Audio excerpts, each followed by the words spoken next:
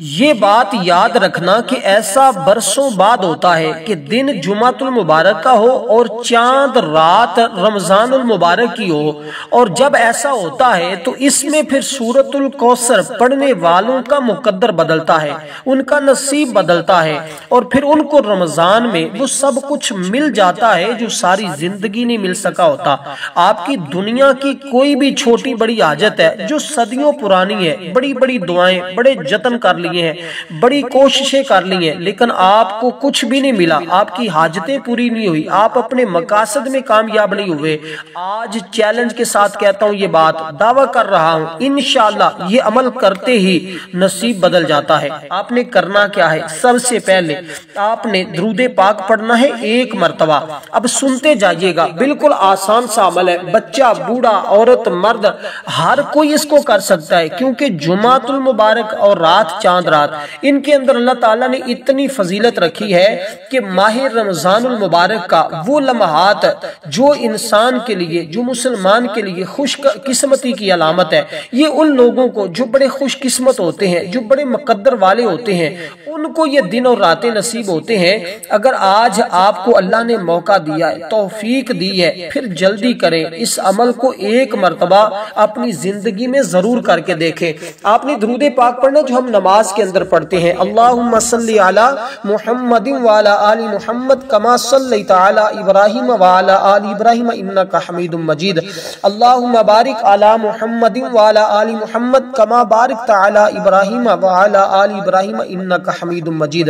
اس طرح آپ نے درود پاک پڑھا۔ درود پاک پڑھنے کے بعد آپ نے صرف 1 مرتبہ تعوذ اور تسمیہ پڑھنا ہے۔ عمل کرنے سے پہلے نیت کر لیجئے گا، جو بھی آپ کا مقصد ہے، جس چیز کی آپ کو ضرورت ہے، جو چیز اپنی قسمت میں لکھوانا چاہتے ہیں، جو چیز اللہ سے حاصل کرنا چاہتے ہیں، آپ نے اس کو اپنے ذہن میں رکھنا ہے اور اس عمل کو شروع کر دینا ہے، کیونکہ ماہ رمضان المبارک کا مہینہ یہ قسمت والوں اور مقدر والوں کو ملتا ہے۔ اس لیے ہم سب اس مہینے کا انتظار کر رہے تھے کہ اللہ تعالیٰ ہمیں اس کی برکتیں نصیب فرمائے۔ تو آج وہ لمحات آ چکے ہیں، آج وہ آخری دن آ چکا ہے، اس کے بعد ماہ رمضان شروع ہو جائے گا۔ اب آپ نے کرنا کیا ہے؟ آپ نے تعوذ و تسمیہ پڑھا، اس سے پہلے درود پاک پڑھا۔ تعوذ کیا ہے؟ اعوذ باللہ من الشیطان الرجیم، بسم اللہ الرحمن الرحیم۔ جب آپ نے یہ پڑھ لیا اس ترتیب کے ساتھ جیسے میں نے آپ کے سامنے پڑھا ہے، بالکل سیم اسی ترتیب کے ساتھ آپ نے پڑھتے جانا ہے۔ عمل کی ترتیب کا بس خاص خیال رکھنا ہے، اور اس کی تعداد کا۔ 2 ہی چیزیں اس عمل کی کامیابی کے لیے ضروری ہیں، ایک اس کی تعداد کے اندر کمی پیشی نہ ہو، دوسرے نمبر پر آپ نے ان کی تعداد میں کمی پیشی نہیں کرنی اور اس کی ترتیب میں آگے پیچھے نہیں کرنی۔ بس اتنا سا کام آپ کر لیں اور کامیابی میرا رب ضرور عطا کرتا ہے جب کوئی بندہ اس عمل کو اس ترتیب کے ساتھ پڑھتا ہے۔ اب دوستو اسی طرح، کیونکہ اس مہینے میں 1 نیکی کا اور آج کے دن 1 عمل کا ثواب اللہ 70 گنا زیادہ عطا فرماتا ہے۔ جو جمعہ کا دن ہوتا ہے نا، اس جمعۃ المبارک کے دن کے لیے اتنی بات ہی کہنا کافی ہوتا ہے کہ یہ سارے دنوں کا سردار دن ہے۔ جیسے ماہ رمضان کا مہینہ سارے مہینوں کا سردار مہینہ کہا جاتا ہے، اور اس کی فضیلت حدیث پاک میں اس قدر آئی ہے کہ حضور فرماتے ہیں رمضان المبارک کا مہینہ ایسے، اس کی فضیلت ایسی ہے جیسی اللہ تعالیٰ کی تمام مخلوق پر ہے، اور ماہ شعبان اس کی فضیلت ایسی ہے جیسی مجھ محمد کی تمام انبیاء کرام پر فضیلت ہے۔ اس لیے کہ یہ مہینہ وہ عظمتوں والا، وہ رحمتوں والا کہ جو اپنے اندر تمام رحمتیں اور تمام برکتیں سمیٹے ہوئے ہمارے پاس آیا ہے۔ اب ہم نے اس کے بعد سورہ کوثر شریف کو پڑھنا ہے۔ درود پاک پڑھا، تعوذ و تسمیہ کو پڑھا، اس کے بعد آپ نے سورۃ کوثر شریف جو قرآن مجید کی دیکھنے میں سب سے چھوٹی سورت ہے، یعنی اس کی صرف 3 آیات ہے۔ کون سی؟ بسم اللہ الرحمن الرحیم، انا اعطیناک الکوثر فصل لربک وانحر ان شانئک ھو الابتر۔ بس اتنے سے یہ مختصر سی سورت ہے، اس سورہ مبارکہ کو پڑھنا ہے۔ اس کی حدیث پاک میں بہت زیادہ فضیلت موجود ہے۔ دیکھیں غلامان محمد حضور علیہ الصلوۃ والسلام کی امت کے لیے اللہ تعالیٰ نے یہ 5 چیزیں عطا فرمائی ہیں جو اس سے پہلے کسی کو عطا نہیں کی گئی۔ اللہ تعالیٰ نے اس امت کے لیے کون سی 5 چیزیں عطا فرمائی ہیں؟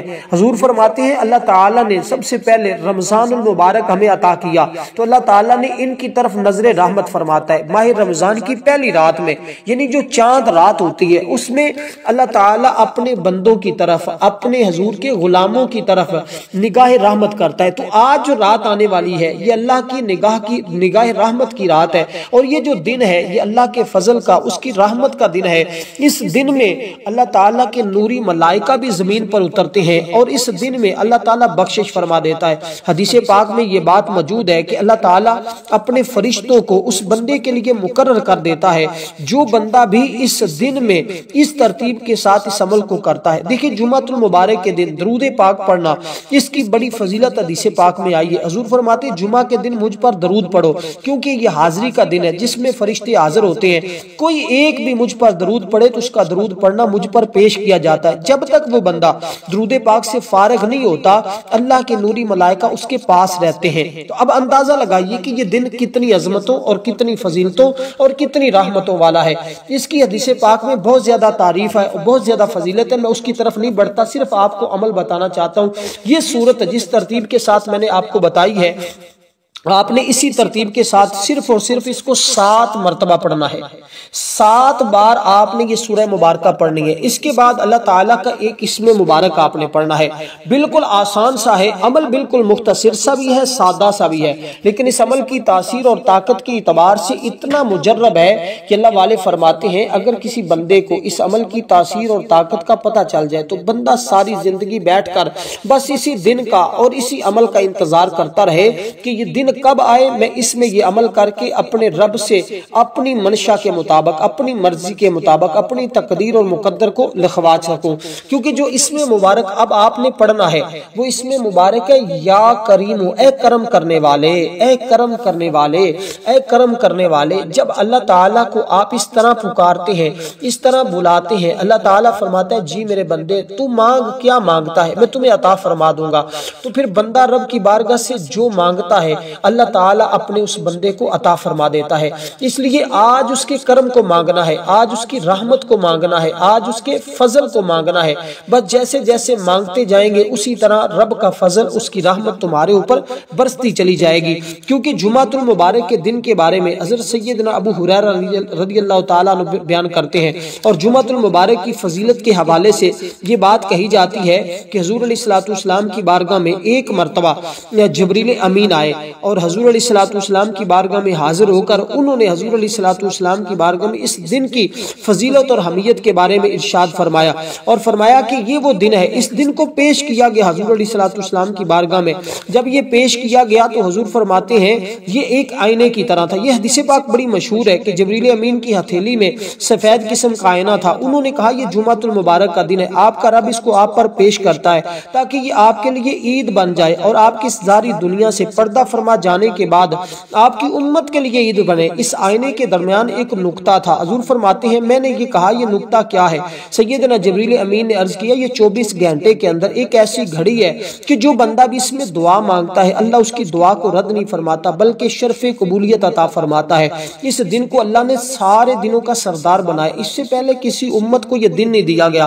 اللہ تعالیٰ نے خاص کر یہ آپ کے لیے اور آپ کی امت کے لیے دن رکھا ہے، کیونکہ ہفتے کا دن اللہ تعالیٰ نے موسیٰ علیہ السلام کو عطا کیا، اتوار کا دن حضرت عیسیٰ علیہ السلام اور آپ کی امت کے لیے تھا، سوار کا دن حضرت ابراہیم علیہ السلام کے لیے تھا، منگل کا دن حضرت زکریا علیہ السلام اور آپ کی امت کے لیے منتخب کیا گیا، بدھ کا دن حضرت یحییٰ علیہ السلام اور آپ کی امت کو دیا گیا، جمعرات کا دن حضرت آدم علیہ السلام اور آپ کی امت کے لیے تھا، اور جمعہ کا دن جناب محمد مصطفیٰ صلی اللہ علیہ وسلم کے لیے اللہ تعالیٰ نے اور آپ کی امت کو عطا کیا ہے۔ اس لیے کہ اس میں زمین پر اللہ تعالیٰ فرشتوں کو بھیجتا ہے۔ جب جمعہ کا دن ہوتا ہے تو اللہ تعالیٰ روح زمین پر فرشتوں کو بھیجتا ہے، ان کے ہاتھ میں سونے کے قلم ہوتے ہیں، چاندی کے رجسٹر ہوتے ہیں، وہ مساجد کے دروازے پر آ کر کھڑے ہو جاتے ہیں، مسجد میں داخل ہونے اور نماز جمعہ ادا کرنے والوں کا نام بھی لکھتے ہیں۔ اس لیے جن کے اوپر جمعہ فرض ہے وہ جمعہ کی نماز ضرور ادا کریں۔ اس عمل کو آپ جمعے کی رات، آج کی رات بھی کر سکتے ہیں، جمعہ کے دن بھی کر سکتے ہیں، اور چاند رات بھی اس عمل کو کر سکتے ہیں۔ بس اس عمل کی یہی ترتیب ترتیب ہے جو آپ کو عرض کر رہا ہوں۔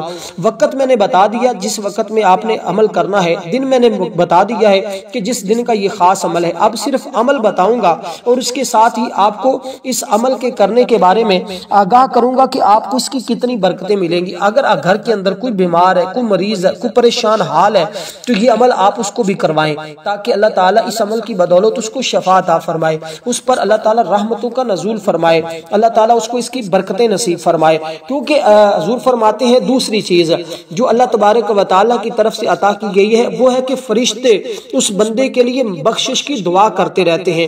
تیسرے نمبر پر فرمایا کہ ماہ رمضان المبارک کا وہ بابرکت مہینہ کہ جس میں روزے داروں کے منہ کی بو اللہ تعالیٰ کے نزدیک کستوری سے بھی زیادہ پسندیدہ ہے، اور فرمایا کہ اللہ تعالیٰ جنت سے فرماتا ہے کہ تو امت محمدیہ کے لیے آراستہ ہو جا، اور فرماتا ہے کہ مومن بندوں کے لیے خوشخبری ہو کہ وہ میرے دوست ہیں۔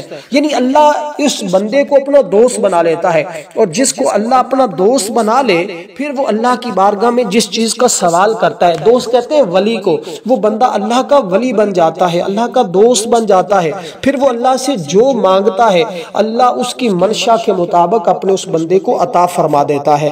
اب پڑھیں گے آپ یا کریمو یا کریمو یا کریمو، یعنی بے انتہا عطا کرنے والا، بے انتہا بہت زیادہ، یعنی اللہ کریم ہے کیونکہ اس سے جو مانگتا ہے اسے عطا کر دیتا ہے، جتنا بھی کوئی مانگتا ہے اتنا ہی اسے دے دیتا ہے، مانگنے سے بھی دیتا ہے، بلا مانگے بھی دیتا ہے، ہر کسی کو دیتا ہے، ہر وقت دیتا ہے، کسی کو بھی اس کے فطری حق سے محروم نہیں رکھتا۔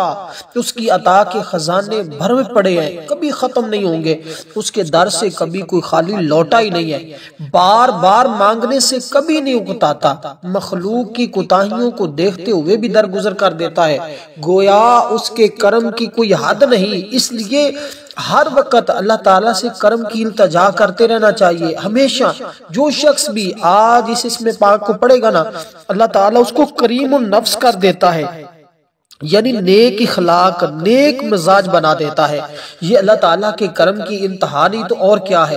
جو شخص اپنی زندگی بھر یعنی کہ اس اسم مبارک کو آج پڑھتا ہے تو وہ زندگی بھر باعزت رہتا ہے، وہ ایک معزز اور مکرم بن جاتا ہے، اس لیے کہ ایسا شخص جو یہ محسوس کرتا ہے کہ لوگ اس کی عزت نہیں کر رہے بلکہ چھوٹی چھوٹی باتوں پر اسے ہر مقام پر بے عزت کر دیا جاتا ہے، تو اس عمل کو، اس اسم مبارک کو پڑھنے سے اللہ تعالیٰ اسے ایسا عزت دار بنا دیتا ہے کہ ہمیشہ دوسروں کی نظروں میں وہ باعزت رہتا ہے۔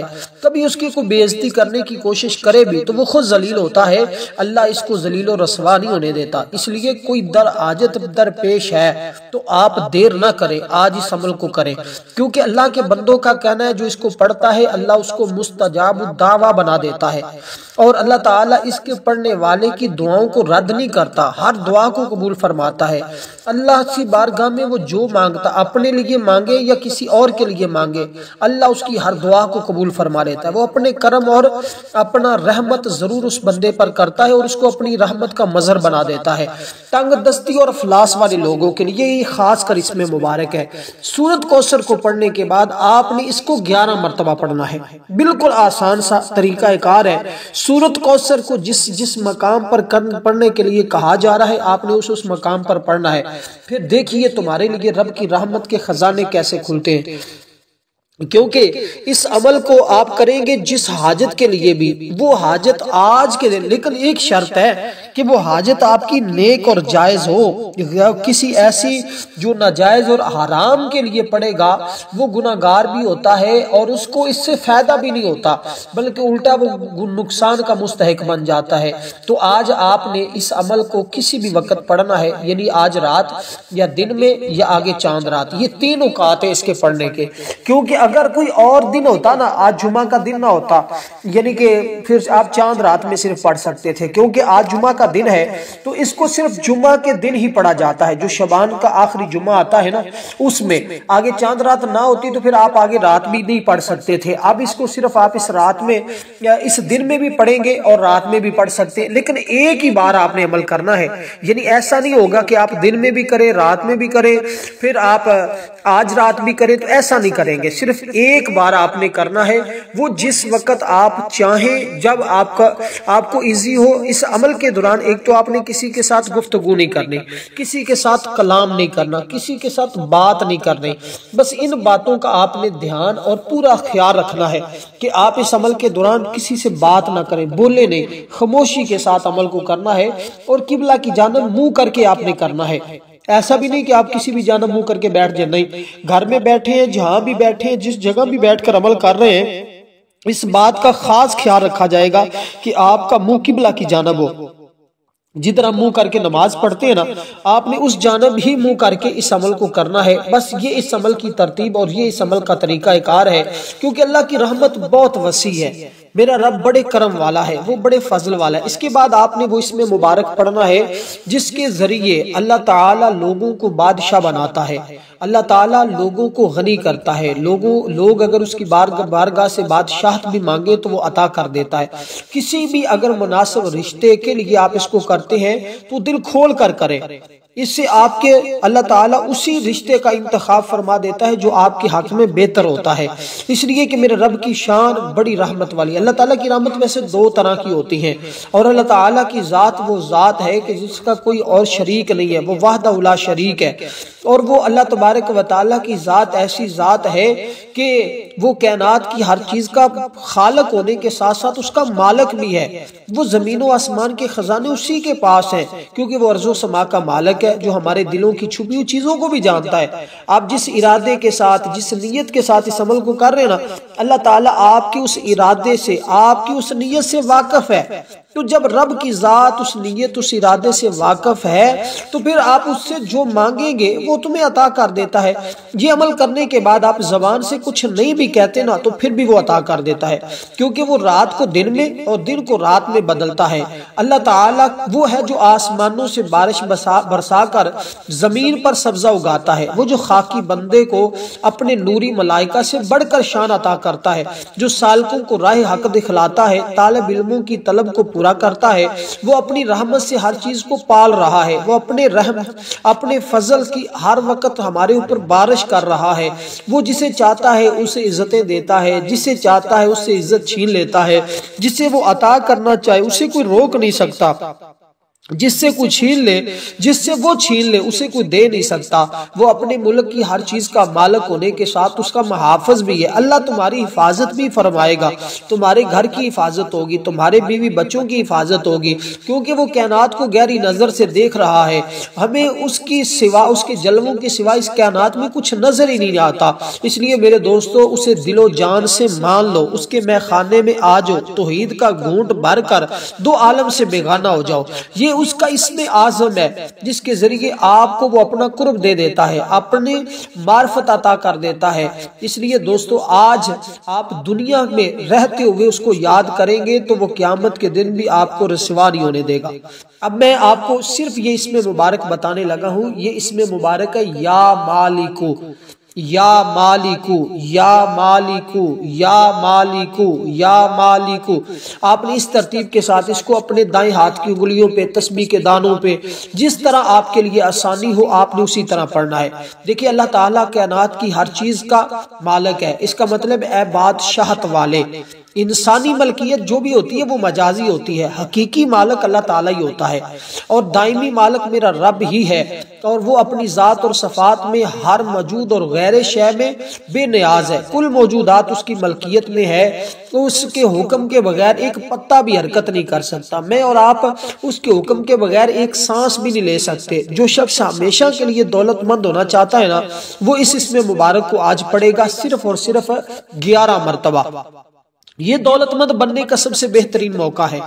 جو لوگ دولت کی تلاش میں ہیں، دولت حاصل کرنا چاہتے ہیں، یہ کوئی بھی دنیا کی حاجت ہے، آپ اپنا گھر چاہتے ہیں، اپنا مکان چاہتے ہیں، عزت چاہتے ہیں، شہرت چاہتے ہیں، دنیا کی جس چیز کی طلب ہے آپ کو، اور جس کے لیے بہت ساری دعائیں کر چکے ہیں لیکن ملی نہیں، بس آپ نے اس اسم مبارک کو پڑھنا ہے، وہ ساری چیزیں آپ کی ملک میں کر دی جائیں، آپ کے مقدر میں لکھ دی جائیں گے انشاءاللہ تعالی۔ پڑھنے والے پر دنیا مہرباں ہوتی ہے۔